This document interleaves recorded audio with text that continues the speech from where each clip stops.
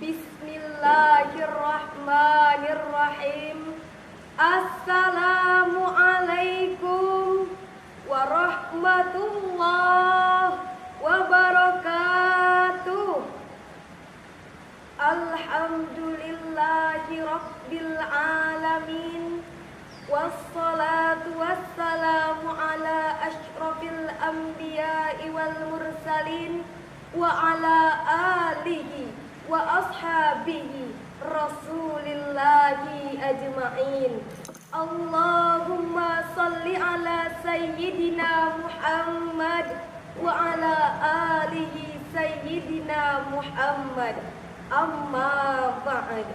Dewan Hakim yang terhormat, pemirsa yang diberi rahmat, pada kesempatan ini izinkan saya menyampaikan tausiah singkat yang berjudul Peran Pemuda sebagai Generasi Quran di Era Milenial.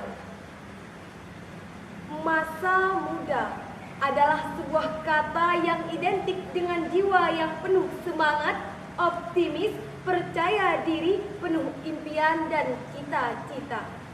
Pemuda merupakan ujung tombak yang memiliki peranan dan andil besar dalam pembangunan bangsa.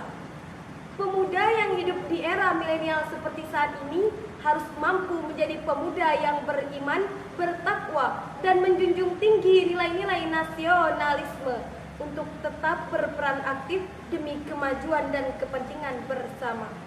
Bukan sosok Al-Fata yang sejati manakala masih tergiur dengan indahnya fata morgana dunia dan masih lemah keimanannya dalam melawan musuh yang paling utama, yakni hawa nafsu. Pemirsa yang dimuliakan Allah Subhanahu wa Ta'ala, tidak dapat dipungkiri saat ini banyak fitnah yang timbul dari kecanggihan teknologi.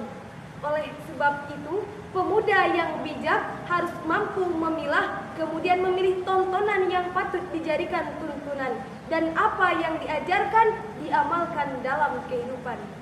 Sebagaimana dijelaskan di dalam firman Allah Subhanahu wa Ta'ala, A'udzu billahi minasyaitonir rajim.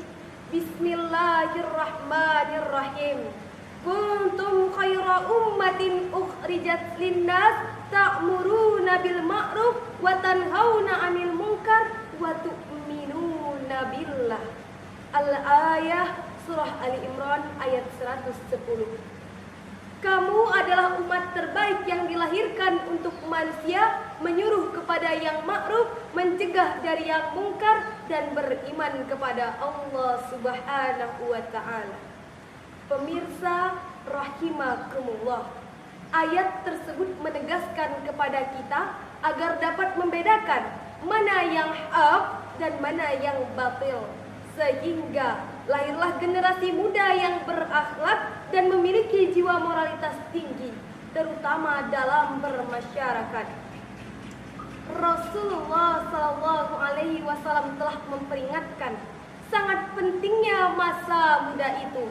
Seseorang tidak dapat menikmati hidup yang sempurna di masa tua, melainkan dengan memanfaatkan masa mudanya semaksimal mungkin.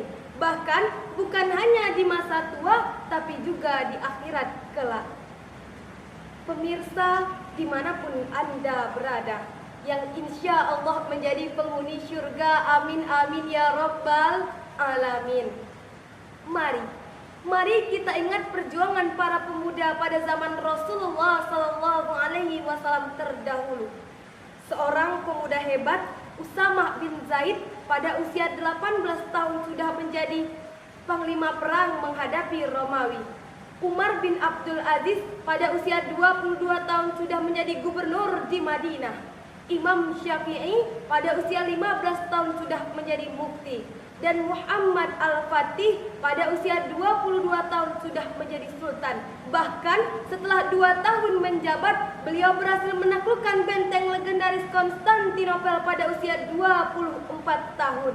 Masya Allah.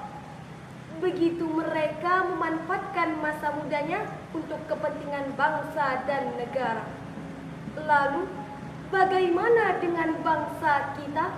Kalau bukan kita, siapa lagi? Kalau tidak sekarang, kapan lagi? Sebagaimana Rasulullah Shallallahu Alaihi Wasallam bersabda yang artinya, manfaatkanlah 5 perkara sebelum datang 5 perkara. Masa mudamu sebelum datang masa tuamu, masa sehatmu sebelum datang masa sakitmu, masa kayamu sebelum datang masa fakirmu, masa luangmu sebelum datang masa sempitmu, dan masa hidupmu sebelum datang masa matimu. Hadis riwayat Al-Hakim. Wahai pemuda pewaris tonggak pembangunan Islam, kita sebagai pemuda jangan berharap kepada yang ada dan jangan putus harap kepada yang tidak ada. Artinya, sudah seharusnya kita sebagai bangsa Indonesia mewujudkan generasi Quran, memperluas wawasan untuk meningkatkan sikap kritis dalam lingkungan dan menjaga keutuhan NKRI. Sekian tausiah singkat yang dapat saya sampaikan. Lebih dan kurang mohon dimaafkan, karena kebenaran hanyalah milik Allah Subhanahu wa Ta'ala dan kesalahan datangnya dari diri saya pribadi. Akhirul kalam, Assalamualaikum warahmatullahi wabarakatuh.